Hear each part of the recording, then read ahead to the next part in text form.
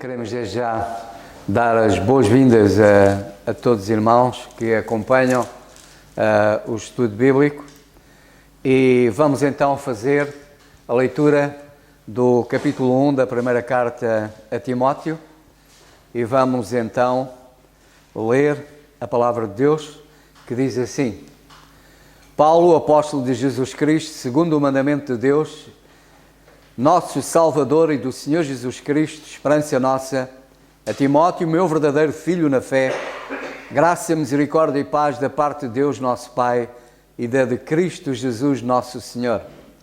Como te roguei quando parti para a Macedónia, que ficasses em Éfeso para advertires a alguns que não ensinem outra doutrina, nem se deem a fábulas ou genealogias intermináveis que mais produzem questões do que edificação de Deus, que consiste na fé. Assim o faço agora. Ora, o fim do mandamento é a caridade de um coração puro e de uma boa consciência e de uma fé não fingida. Do que, desviando-se alguns, se entregaram a vãs contendas, querendo ser doutores da lei, não entendendo nem o que dizem, nem o que afirmam. Sabemos, porém, que a lei é boa, se alguém dela usar legitimamente.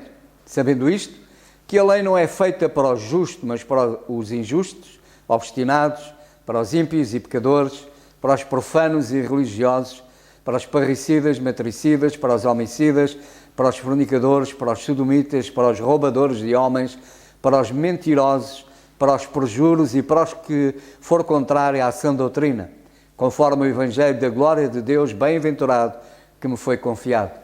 E dou graças ao que me tem confortado, a Cristo Jesus nosso Senhor, porque me teve por fiel, pondo-me no ministério. A mim, que dantes fui blasfemo e perseguidor e opressor, mas alcancei misericórdia porque o fiz ignorantemente na incredulidade. E a graça de nosso Senhor superabundou com a fé e o amor que há em Jesus Cristo. Esta é uma palavra fiel e digna de toda a aceitação, que Cristo Jesus veio ao mundo para salvar os pecadores, dos quais eu sou o principal. Mas, por isso, alcancei misericórdia para que em mim, que sou o principal, Jesus Cristo mostrasse toda a sua longanimidade, para exemplo dos que haviam de crer nele para a vida eterna. Ora, ao Rei dos séculos, imortal, invisível, ao único Deus, seja honra e glória para todos sempre. Amém. Este mandamento te dou, meu filho Timóteo, que segundo as profecias que houve acerca de ti, milites por elas boa milícia, conservando a fé e a boa consciência, rejeitando-a, alguns fizeram naufrágio na fé. E entre eles foram Himeneu e Alexandre, os quais entreguei a Satanás, para que aprendam a não blasfemar. Até aqui a leitura da palavra do Senhor. E vamos agora a ouvir o que o nosso irmão Alberto tem para nos dizer acerca do versículo 12. Vamos então ouvir o nosso irmão Alberto. Graças a Deus por sua palavra. Este é um momento importante de estarmos congregados, reunidos para adoração, oração, intercessão e estudo das Escrituras. Isso é muito importante. Estamos estudando a primeira epístola de Paulo a Timóteo, capítulo 1, no verso 12. Dou graças ao que me tem confortado, a Cristo Jesus, Senhor nosso, porque me teve por fiel, pondo-me no ministério. Você sabe o que é ministério? Ou você pensa que ministério é para pessoas importantes, para os profissionais? A palavra de Deus, no seu original escrito, nos indica e nos ensina que ministério significa serviço. Olhando para alguns textos, como 1 Pedro 4, 10 e 11, Romanos 12, do verso 5 a 8, ou mesmo Efésios 4, no verso 12, vamos encontrar que temos um ministério, servir uns aos outros. Você pode servir ensinando, pregando, recepcionando, hospedando, trabalhando na congregação, no apoio, no encorajamento, no aconselhamento. Tudo isto é ministério e todos nós participamos do serviço, do ministério. Logo, você também tem um ministério. Você não precisa estar num púlpito pregando. Você não precisa necessariamente estar numa sala de aula ensinando, mas você faz parte do corpo de Cristo e todos os membros têm a sua função e devem funcionar. Tem uma padaria aqui perto que tem um lema, um slogan: quem não vive para servir, não serve para viver. Eu acho que isso se encaixa muito bem dentro da igreja. Todos temos um serviço a fazer e, portanto, estamos todos no ministério. Mas a pergunta é como entramos neste ministério? Como Paulo foi chamado para este ministério? Olhando Romanos capítulo 1, no verso 1, Paulo, servo de Jesus Cristo, chamado para ser apóstolo, separado para o evangelho de Deus. Romanos 1, no verso 1, Paulo menciona 2 eventos em sua vida que podem nos ajudar a como entender e participar de um ministério. O versículo 1 de Romanos 1 diz: chamado para ser apóstolo. Bom, esse para ser, no original, não existe. O nossa Bíblia Almeida coloca esse para ser em itálico, para ligar a leitura, para fazer sentido ao texto original no nosso idioma. Porém, este recurso bem intencionado e muitas vezes útil, ele pode nos induzir ao erro. E aqui, infelizmente, esta palavra pode implicar que Paulo precisou fazer uma carreira, precisou passar por um processo até chegar ao ministério. Isso decorre de uma ideia clerical que vem através de séculos na história do cristianismo, onde a palavra foi traduzida e introduzida, esse sistema de processo de você fazer uma carreira até chegar à formação, à graduação e assim entrar para o ministério. Na verdade, a palavra aqui seria chamado apóstolo, ou apóstolo por chamado. Daria mais sentido. Uma outra indicação neste versículo 1 de Romanos 1 diz que Deus separou Paulo, separado para o evangelho de Deus. Perceba você, isso aconteceu em Antioquia, em Atos capítulo 13, no verso 12.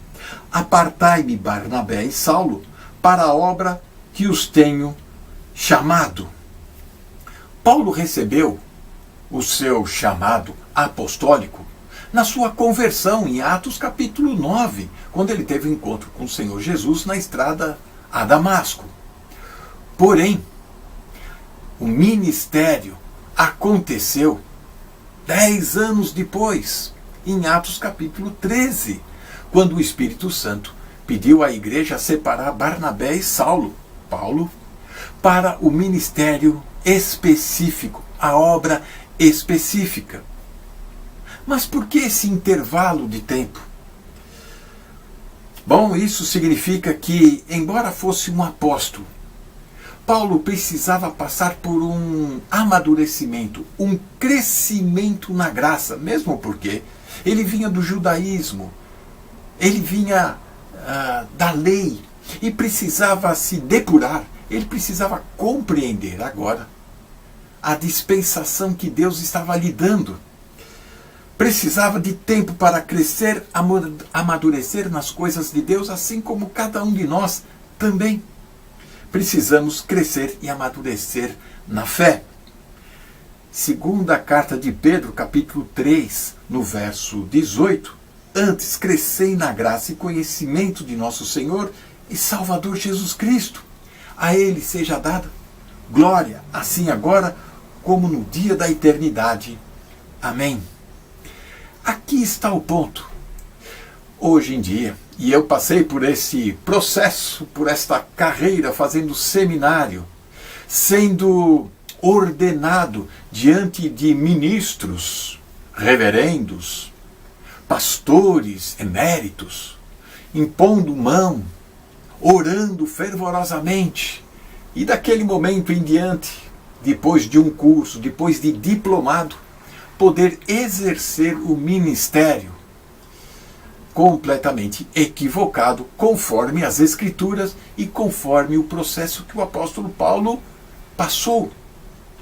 Todos nós temos um ministério, todos nós temos um chamado para a edificação do corpo de Cristo, não como o apóstolo Paulo, claro. Porém, antes precisamos crescer na graça, precisamos amadurecer. Por isso que muitos relutam em trabalhar na recepção, trabalhar na limpeza ou trabalhar ajudando na secretaria da igreja, na contabilidade, tesouraria e tantas outras áreas da igreja. Porque estão num processo de crescimento, amadurecimento espiritual. E não podemos apressar o crescimento. Antes, precisamos apoiar, encorajar, confortar, tirar as dúvidas. Foi o que aconteceu com o apóstolo Paulo. Assim também com cada um de nós.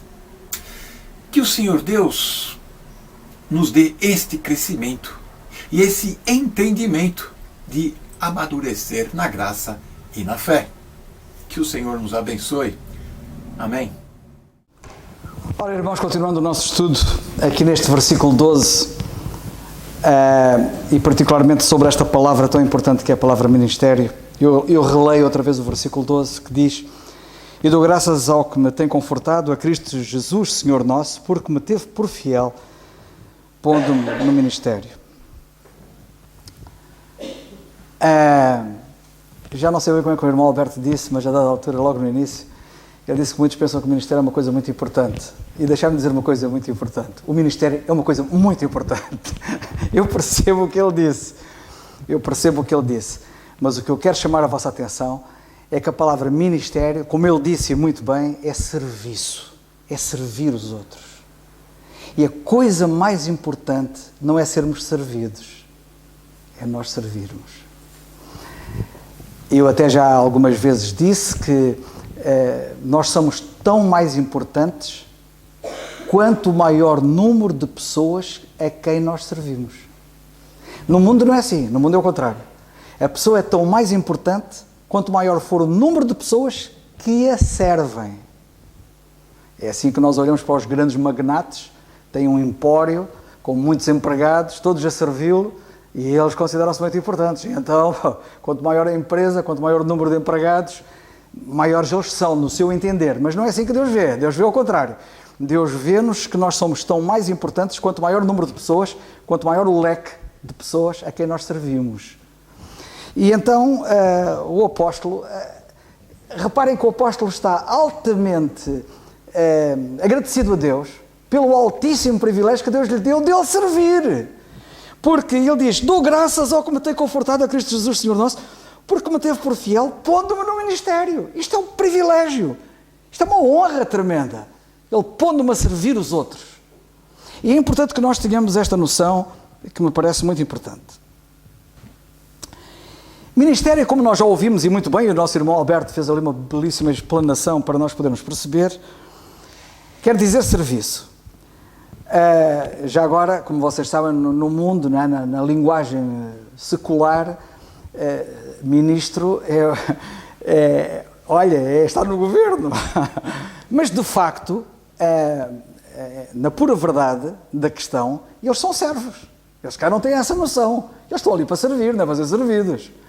E é importante que as pessoas tenham esta noção, porque às vezes deturpa-se esta palavra ministro. E hoje em dia, quer no mundo secular, quer no mundo religioso, ser ministro é qualquer coisa, mas é no mau sentido, que não é no sentido que Deus quer. A palavra ministério quer dizer serviço, e os serviços podem e devem ser vários e distintos. Muitos serviços que há na igreja. Muitos. Não é apenas um nem dois. Por exemplo, eu vou-vos dar um exemplo de como é que a palavra ministério não se aplica simplesmente à atividade espiritual. Também se aplica à atividade material. Portanto, não é só pregar a palavra, ensinar a palavra, que é ministério. Como o nosso irmão Alberto disse muito bem, estar a limpar as instalações da igreja também é ministério. Estar a fazer outros tipos de serviço, como tratar de finanças, também é ministério. Tudo isto é ministério. E eu quero-vos pegar num exemplo, na mesma passagem, vou-vos mostrar 2 exemplos de ministério nos 2 sentidos. Querem ver? Em Atos dos Apóstolos, capítulo 6, nós estamos nos Atos dos Apóstolos, estamos ainda antes da dispensação da graça entrar em ação, e ela entrou em ação com a conversão do apóstolo Paulo em Atos 9, mas o princípio é o mesmo. E eu quero chamar a vossa atenção para as lições, porque toda a Escritura é divinamente inspirada e apta para ensinar. E eu quero que nós vejamos o que é que podemos aprender com esta palavra ministério. Em Atos 6.1 lemos assim: ora, naqueles dias, e aqui convém lembrar que vocês poderem perceber o contexto, naqueles dias os crentes tinham vendido tudo, tinham entregado os bens aos pés dos apóstolos e eles distribuíam por cada um conforme a necessidade que cada um tinha. Portanto, eles tinham tudo em comum.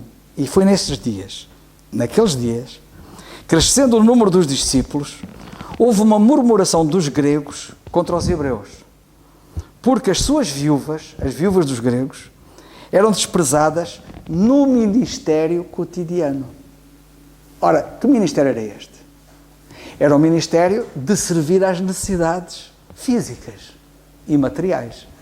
Ok? Portanto, nós temos aqui claramente a palavra ministério utilizada para o servir as pessoas nas suas necessidades. Neste caso eram as viúvas e havia aqui um problema. Se vocês forem ver o contexto, o versículo 2 diz que este ministério, o serviço, consistia concretamente em servir às mesas, que é a expressão que é aqui utilizada. Os 12, convocando a multidão dos discípulos, disseram: não é razoável que nós deixemos a palavra de Deus e sirvamos às mesas. Aqui deixar-me dizer uma coisa muito importante, que é o seguinte: o que é que eles estavam a dizer, o que é que eles queriam dizer com isto? Eu, para já, louvo a humildade deles, porque sendo eles quem eram,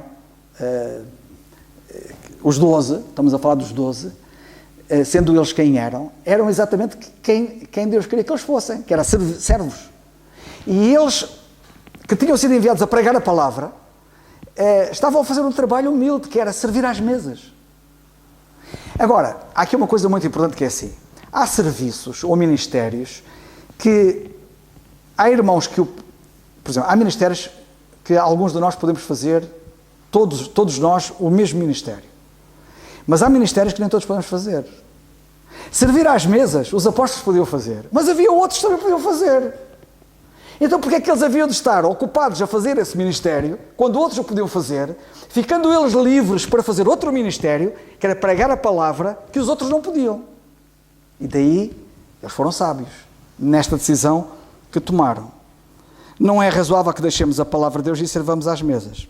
E para vocês verem bem a força disto, no versículo 4 lemos assim: mas nós perseveraremos na oração e no ministério da palavra. Cá está o ministério outra vez. Ministério de servir às mesas, ministério da palavra. E temos aqui estes 2 exemplos. Temos aqui, portanto, 2 tipos diferentes de ministério. Qualquer serviço é um ministério. Eu estou agora aqui neste momento a falar das Escrituras, é um ministério. E estou a servir. Mas servir às mesas é um ministério. Qualquer serviço é um ministério. Bem, eu gostava de agora de vos falar de uma família. Não é de uma pessoa, porque isto é muito importante. É muito importante que na igreja não existam apenas pessoas que servem. A coisa mais admirável e mais maravilhosa que pode e deve existir numa igreja é ver famílias que servem. É maravilhoso quando a gente vê não apenas uma pessoa, mas a família a servir. E o versículo, 1 Coríntios 16, e eu quero vos falar desta família, esta família já é citada por Paulo quando ele escreve aos Coríntios, e esta é a carta aos Coríntios. No último capítulo ele fala desta família, mas ele começa a carta a falar desta família. Esta família é uma família importante. Ele começa a carta a falar da família de Estéfanas e termina a carta a falar da família de Estéfanas. Ora, quando uma família começa a ser assim tão falada, é porque há alguma coisa ali naquela família, e nós vamos ver o que é que aconteceu. Agora vos rogo, capítulo 16, versículo 15, diz o apóstolo: agora vos rogo, irmãos, sabeis que a família de Estéfanas é as primícias da Acaia, e que se tem dedicado ao ministério. Notem bem isto. Uma família, não é uma pessoa, não é o Stefanas, é família. Aquilo devia ser ele, a mulher, os filhos, todos envolvidos no ministério dos santos. Ora, a Bíblia não diz aqui que tipo de ministério era este. Mas tratando-se da família, eu penso que, e depois no contexto a gente vai ver, e parece indicar que se trata de ministério físico, material. Eu não sei se era na hospedagem, dos pregadores que passavam por lá e eles cuidavam deles. Eu não sei que tipo de serviços é que eram, mas isto passa pela parte financeira também, como vocês vão ver. E é curioso que a Bíblia diz assim, mas o que eu quero chamar a vossa atenção é para isto. O contexto parece indicar que esta família, a grande atividade dela, independentemente de também ter ministério espiritual, era ministério físico e material. E o que eu quero chamar a vossa atenção é para o apóstolo Paulo, quando olha para uma família deste calibre, ele não diz assim, vamos ser muito agradecidos a esta família. Claro que deviam ser agradecidos. E devemos ser agradecidos quando temos famílias destas. Mas sabem o que é que ele diz? Sujeitai-vos a essas pessoas. Sabem o que é que dá autoridade na igreja? É o serviço. Não é o lugar, não é a posição. É o serviço que dá autoridade. E é o serviço que nos deve levar a sujeitar. Eu vou-vos dizer que uma pessoa, sei lá, já conheci algumas, não muitas, não é? Mas uma pessoa que me impressionou muito, desde que eu me converti, era um homem que eu não tenho dúvidas que toda a gente se sujeitava a ele. Sujeitava a ele e o reconhecia.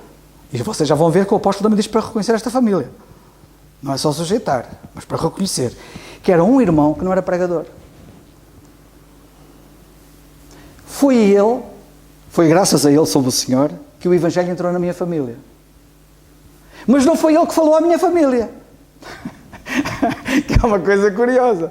Porque ele, aos fins de semana, ia para junto de um rio, lá em São João da Madeira, onde estavam muitos homens e muita gente que se juntava lá, e ele levou um crente amigo dele, que era pregador, e ele é que conhecia as pessoas todas, e levava aquele crente para esse crente falar àquela gente. E foi assim que alguns dos meus tios ouviram o Evangelho, pelo menos um, foi ali que ouviu, e depois os outros foram afetados, e a palavra de Deus chegou à minha avó, ao meu avô, e depois finalmente ao meu pai e a mim. Mas o que eu quero chamar a vossa atenção é isto. Vos sujeiteis, pessoas... estas são o tipo de pessoas a que nós não devemos ter o problema em nos sujeitarmos. E este irmão que eu estava a falar, que não era pregador, vocês não imaginam, ele era uma coisa fantástica. Eu estive num acampamento bíblico que às 4 e tal da manhã, uma tendazinha que ele tinha, uma tendazinha humilde. Vocês estão a ver aquelas tendas das barracas, assim chamadas, das praias, que são as riscas, estão a ver? Que é uma tenda para ir por 1,5 m por 1,5 m, mais ou menos. Era ali que ele dormia. E aquilo, como era meio transparente, né? Com a luz lá dentro, e ele tinha lá a luz e às 4 da manhã já estava acordado. E depois, passado um bocado, ele andava pelo acampamento todo a apanhar os papéis que os jovens tinham deixado durante o dia, caídos aqui e acolá, a limpar o acampamento, sem ninguém ver. Sem fazer alarde. Cerca das 6 e tal, 7 horas da manhã, estava a acender a bailarina, chamava-se bailarina, aquilo que aquecia a água, para que as meninas, quando acordassem e tratassem da sua higiene, terem água quente. Era este homem que servia os outros. Que servia aos outros.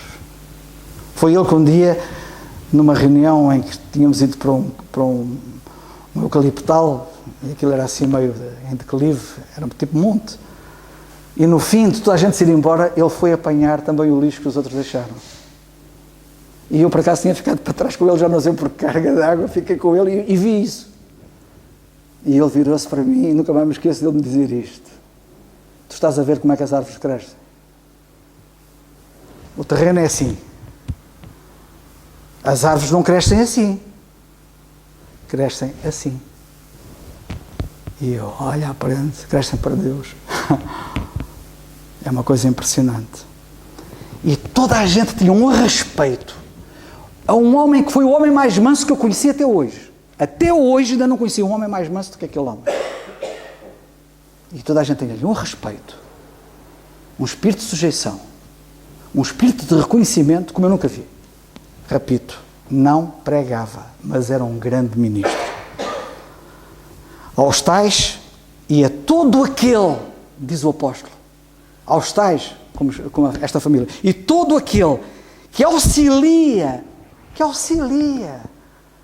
Sabem, há pessoas cuja atividade profissional estão na... como é que se chama? São auxiliares, obrigado. Então, eu estava a pensar na palavra e a palavra não me saía. Obrigado, Cristina. São auxiliares. Auxiliares da nossa que educativa, não é? Por exemplo. Auxiliares, há muitos auxiliares. Até o auxiliar do condutor que vai no caminhão a conduzir. Há muitos auxiliares de muita maneira. São ajudadores. Todo aquele que auxilia na obra e trabalha. Devemos nos sujeitar a essas pessoas. Nós devemos nos sujeitar àqueles que auxiliam e trabalham. Folgo, porém, com a vinda de Estéfanas, e de Fortunato e de Caio, porque estes supriram o que da vossa parte me faltava. A igreja em Corinto, pelos vistos, não tinha suprido as necessidades financeiras dele. Sabem quem é que foi à dobra? Às vezes uma igreja falha, mas depois há alguém que vai à dobra fazer aquilo que os outros não fizeram. Como igreja. Foram eles. E um deles foi Estéfanas. Por isso é que eu digo que uma das partes que ele trabalhava como ministro era na parte financeira, era na parte material. Havia de haver outras. Folgo, porém, com a vida de Estéfanas e de Fortunato, que supriram o que da vossa parte me faltava. Porque, e agora reparem no versículo 18, recriaram o meu espírito. Eu não sei se eles recriaram a parte física, eu não sei se recriaram a parte da boca, do estômago, das necessidades do corpo para a roupa, eu não sei o que é que eles...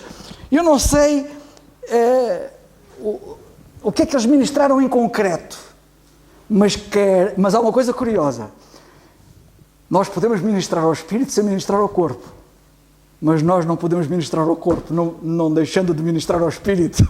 E eles, ao fazerem o que fizeram, estavam a ministrar ao espírito. E eu não sei até que ponto é que também, além de aquilo que faziam, ministrando ao corpo e às necessidades físicas e materiais, também não ministraram a palavra. Não sei. Não posso ir além do que está escrito. O que eu sei dizer é que recriaram o espírito de Paulo. E deixai-me dizer uma coisa. Para recriar o espírito de Paulo, não é qualquer um que o recriava. Ele era um homem de muito alimento. Ele era um homem de grande andamento.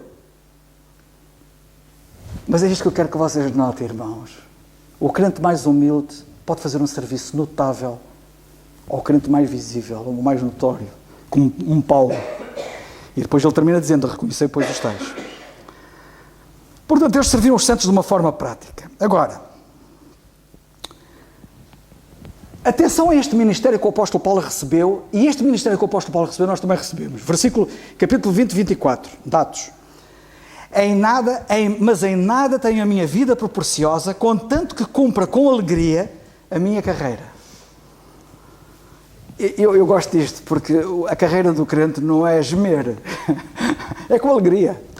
Há dificuldades? Há lágrimas? Mas uma alegria. Cumpra com alegria a minha carreira e o ministério, com alegria, o ministério que recebi o ministério, que ele achava que era um privilégio enormíssimo, como vemos na carta que estamos a estudar, do Senhor Jesus, para dar testemunho do Evangelho da graça de Deus. Irmãos, nós também recebemos este ministério.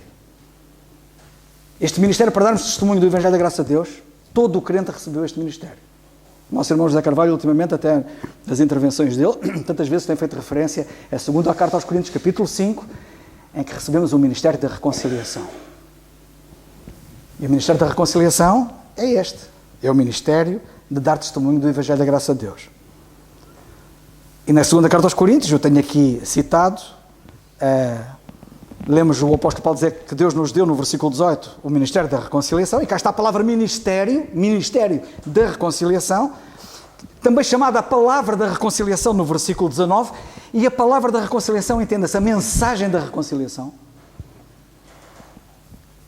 Pois ele diz, de sorte que nós somos embaixadores. Somos uns ministros especiais. E agora houve um novo governo, não é? E já houve outros antes, provavelmente ainda vai haver outros para a frente. Não sei se vai haver ou não, mas eu não sei o que vai ser o futuro deste mundo. Deus sabe. Mas já houve para trás, e agora. Tomaram alguns ministros. Eu vi lá vários ministros, mas não vi nenhum da reconciliação. Somos nós, irmãos, os ministros da reconciliação, somos nós, pela graça de Deus. Tem que abreviar. Na carta aos Efésios, no capítulo 4, muita gente se calhar nunca reparou nisto, que eu queria chamar a vossa atenção. No versículo 11, na carta aos Efésios, no capítulo 4, o apóstolo diz, quando ele diz que Deus deu dons aos homens, o Senhor Jesus Cristo, subindo ao alto, deu dons aos homens. E no versículo 11 diz assim, e ele mesmo deu uns para apóstolos, outros para profetas, outros para evangelistas, outros para pastores e doutores. Agora, para que é que ele deu, e agora vamos pensar aqui no seguinte, para que é que o Senhor deu ensinadores da Bíblia, pastores, evangelistas? Deu isto para quê?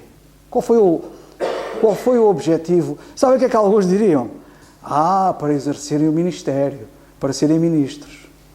É verdade que eles eram ministros, mas não foi por isso que Deus lhes deu esses dons. Sabe onde é que Deus deu esses dons? Está aqui escrito. Querendo o aperfeiçoamento dos santos. A missão deles deve visar o aperfeiçoamento dos santos para a obra do ministério. Sabem quem é que tem a obra do ministério? Não são eles. São os santos. E eles têm um papel predominante para ajudar, para ajudar através do exercício do seu ministério, enquanto dons que têm, ajudar os outros a desenvolver os dons e a exercerem eles próprios o seu ministério. Porque vamos aqui, querendo o aperfeiçoamento dos santos para a obra do ministério, para a edificação do corpo de Cristo. Não é admirável isto? E nós às vezes pensamos que o ministério é só com aqueles, com os evangelistas, com os pastores, com os ensinadores. Não, eles existem para ajudar os demais crentes na obra do ministério.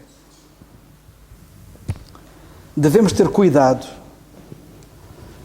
porque nós podemos pôr em causa a obra do nosso ministério, qualquer que ela seja. Se nós não tivermos cuidado com a nossa conduta, se tivermos uma conduta errada, uma conduta repreensível, uma conduta pecaminosa, vamos pôr em causa o nosso ministério, qualquer que ele seja. Vamos pôr em causa o nosso ministério.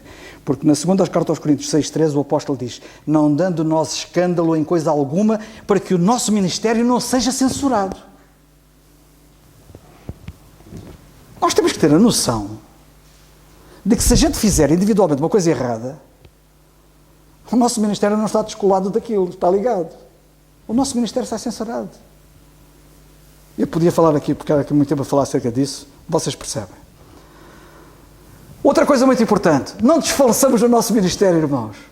Ei, já estou cansado de estar a servir, já sirvo, como dizia o David no outro dia, sobre o profeta Isaías, há 50 anos que o homem anda ali a pregar, já estou cansado. Não, pelo que tendo este ministério, segundo a misericórdia que nos foi feita, porque foi um ato de misericórdia que Deus deu para connosco, que a gente não merecia, não desfalecemos. E Paulo não desfaleceu até ao fim. Por último, temos que cumprir o nosso ministério. Dizei a Arquipo, Colossenses 4,17, atenta para o ministério que recebeste no Senhor para que o cumpras. Cumpra o ministério que te foi dado. E Paulo também disse o mesmo a Timóteo. Mas se tu sobra em tudo, segundo a Timóteo 4,5, devemos lá chegar, se chegarmos a estudar a segunda epístola, tu se sobra em tudo, sofre as aflições, faz a obra de um evangelista, cumpre o teu ministério. Irmãos, além do nosso ministério, vocês têm a noção que nós podemos contribuir para o ministério dos outros? E aqui surge aqui um desafio. O que é que eu não tenho feito e que podia fazer para ajudar outros a cumprir o seu ministério? Só o Lucas está comigo. Toma Marcos, trá-lo contigo, porque é muito útil para o ministério. O Marcos é muito útil para o ministério. O Marcos estava a fazer uma mais-valia para outros, neste caso para Paulo. Para terminar mesmo, ministério, irmãos, não é o que nós fazemos, seja lá o que for. na palavra, ou no dinheiro, ou na comida, ou no que quer que seja, ou na limpeza. Ministério não é o que nós fazemos. Ministério é o que Deus faz através de nós. E termino com Atos 21:19, que diz assim: havendo-os saudado, contou-lhes por miúdo, Paulo, o que por seu ministério Deus fizera entre os gentios. Quem fez foi Deus, pelo seu ministério. Que Deus nos ajude. Tenho muito mais para dizer e graças a Deus por aquilo que já ouvimos. Nós não temos, o Carlos disse que não havia um ministro da reconciliação, mas há países que têm um ministro da guerra. E nós, salvo erro, já tivemos cá também um ministro da guerra. E, portanto, o que não, é coisa que não faz realmente falta nenhuma é ministros de guerra. Mas aquilo que a mim me salta à vista neste versículo 12, fundamentalmente e inicialmente, é a gratidão. A gratidão do apóstolo ao Senhor, pela forma como o Senhor o tratou, como o Senhor foi gracioso e misericordioso para com ele. No fundo, o que ele estava a dizer, como é que é possível? Porque reparem que o versículo a seguir diz: a mim que dantes fui blasfemo, perseguidor, opressor. Como é que é possível que Deus me tenha tratado desta forma? Como é que é possível eu ser aquilo que sou hoje? Depois de tanto mal que eu fiz, de tanto sofrimento que causei ao perseguir a igreja, e hoje sou um servo do Senhor. Isto de facto é fantástico. E nós, irmãos, somos o que somos pela graça do Senhor, mas tal como ouvimos, somos servos do Senhor. E foi para isso que nós fomos salvos. O apóstolo, na primeira carta aos Tessalonicenses, ele diz aos crentes de Salónica: porque eles mesmos anunciam de nós qual é a entrada que tivemos para convosco e como dos ídolos vos converteste a Deus para servir ao Deus vivo e verdadeiro. Vos convertestes, nós fomos salvos, não foi para estar sentado no banco, foi para servir. E servir o Deus vivo e verdadeiro. De facto, é importante compreendermos que realmente temos um ministério. O Senhor nos tem dado um ministério. Todos temos o ministério da reconciliação e cada um, segundo os dons que o Senhor deu, tem o seu ministério para a edificação da igreja. Que o Senhor nos ajude a cumprir de facto este ministério. E é um privilégio. A gratidão do apóstolo, de facto, por o Senhor lhe conceder a graça de ser cooperador, de cooperar com o Senhor neste ministério tão importante. E é isto que nós devemos também ser gratos ao Senhor por sermos aquilo que somos e podermos servir o Senhor. Que o sirvamos com alegria, com gozo nos nossos corações. Não façamos porque o Senhor não merece sacrifícios. Façamos e cumpramos o nosso ministério com gozo e alegria dos nossos corações.